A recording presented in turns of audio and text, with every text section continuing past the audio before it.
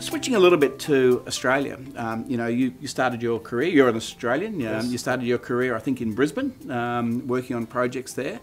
Having worked now across the world, and you've worked on some incredible projects, do you have any perspectives about, now that you've taken all that experience in and you've worked on some of the things that you've done, do you have any perspectives about Australian cities and views about things we can learn from overseas that will help make Australian cities more sustainable and more attractive to global investment? Well, I think the first thing is Australia is a very advanced economy with a very, very strong tertiary services sector. It's the industry itself that we're in, the real estate industry broadly, is very sophisticated, and it's viewed around the world as being one of the leading institutional real estate environments, and there's a great deal of professionalism in the industry here.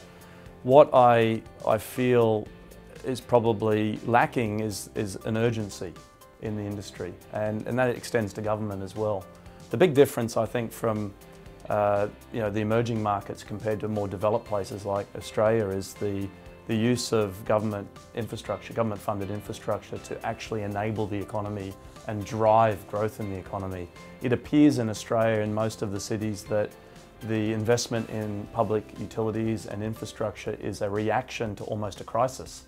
And so there's this timing differential where the emerging markets get out ahead of it, anticipate the future, recognise that urbanisation is the most profound theme that exists on the planet today, understand that there are going to be challenges of accommodating twice as many people in our cities.